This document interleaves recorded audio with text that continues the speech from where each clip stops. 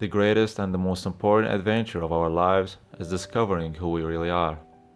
Yet so many of us walk around either not really knowing that or buying into people's ideas instead of doing what we are supposed to do.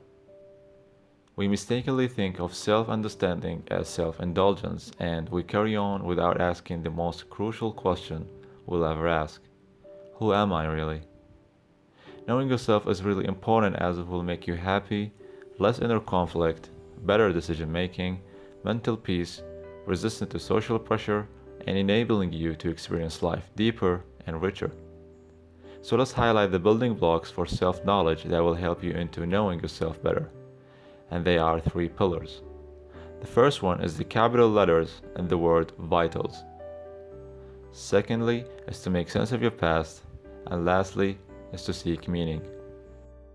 What does vitals mean? Well, each letter represents the acronym for the six foundations of oneself. V stands for values, I stands for interest, T stands for thinking, A for absorption, L for life goals, and S for self-acceptance. So let's start with the first one. In a nutshell, values like commitment, open-mindedness, consistency, honesty, compassion, respect, and a lot more are guides to decision making and motivators for goals. Any set of values you have will tremendously affect your life in good and bad way. You have these values instilled within you through your parents, environment, or even through your self-experiences. Each person have its own set of these, but what matters is to have good values that you are proud of, despite what others might think about you. On to I now. I stands for interests. This includes your passions, hobbies, and anything that draws your attention over a sustained period of time. So ask yourself these questions. What do you pay attention to? What are you curious about? What concerns you? Whatever your answer is, you just have to follow it, as the focused mental state of being interested into something makes life vivid and will give you clues to your deepest passions. T stands for thinking. Ask yourself these questions. Are you a planner or go with the flow type of person? Do you make decisions more on the feelings or thoughts and facts? Knowing the answer to these questions could help you to define and analyze problems while avoiding fallacies and cognitive biases, and to come up with strong and persuasive arguments based on logic and evidence and connecting dots. This will help you to gravitate to situations in which you could flourish at and to avoid situations in which you could fade at. Now let's talk about A, absorption. Here I mean is to have as much knowledge as you can in different topics, as it will add up to your bank of information, or serves as a lesson to be embraced or avoided. To access this information though, your values and thinking will be a huge asset into distinguishing what is right to have and what's wrong to drop. On to L now for life goals. Why it is important? Well, goals give you a starting point and a destination to reach. The process of following your goals helps you clarify what you desire to do, understand the importance of pursuing them, and commit yourself to making them happen, essentially. Additionally, goals help to align your focus and promote a sense of self-mastery. At the end, you can't manage what you don't measure, and you can't improve upon something that you don't properly manage.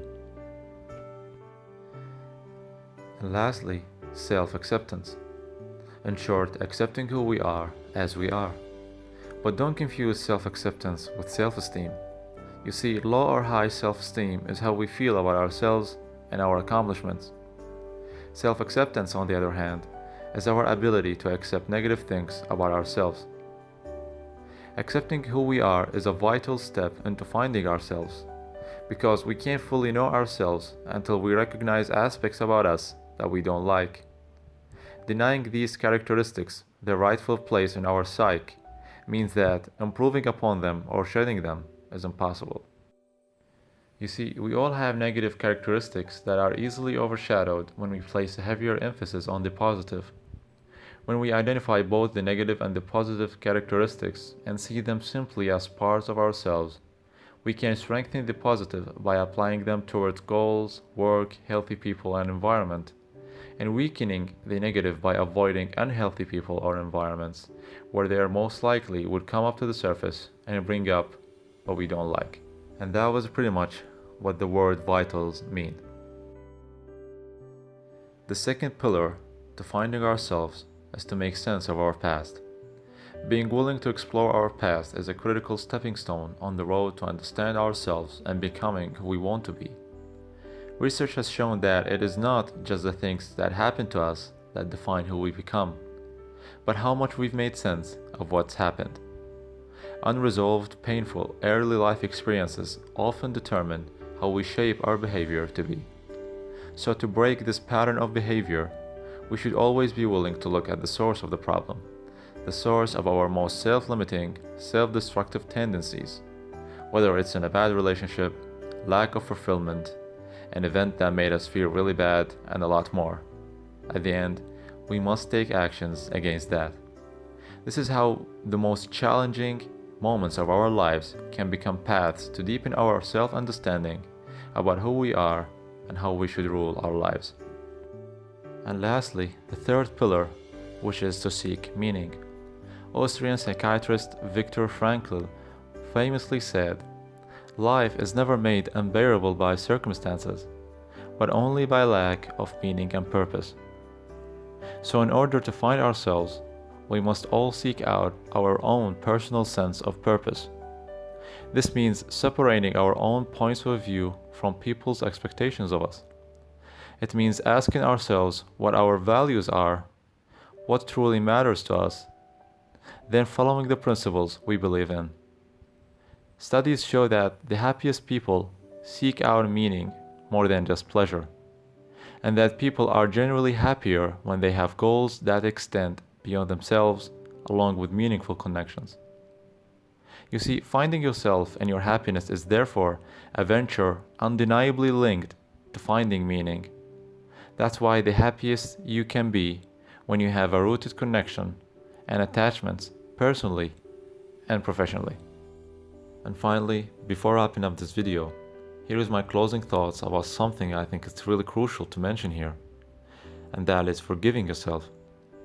You see, your past is in the past now. Whatever you've done, forgive yourself. And the sooner you are able to let go of past transgressions and causes of hurts, the sooner you will be able to take on valued endeavors and take hold of new opportunities. Keep in mind, people will always talk something good or bad about you, no matter how great of a person you are. Your job is to silence them through silencing your inner critic. Remember that just because they say something, it doesn't mean it's true. At the end, no one cares about you as much as you. Live in the moment the best way whilst planning for your tomorrow. It's never too late, it's never too soon, and it's never the wrong time. First, you have to trust yourself and believe that it is possible. You see, when you find yourself, you will stay on track no matter what because it's the best track ever. So live your life the way you want, having your thoughts and belief regardless of what others might say. Focus on the end goal and let your persistence and will lead you there, exactly where you should have been. This is it for today's video. Thank you so much. If you enjoyed it and want to hear from me again, please be sure to hit that subscribe button and turn on your post notification bell so you never miss any video. And down there in the comment section, please feel free to comment your opinion about this video and I'll be happy to reply back. So thank you so much and I'll see you next time.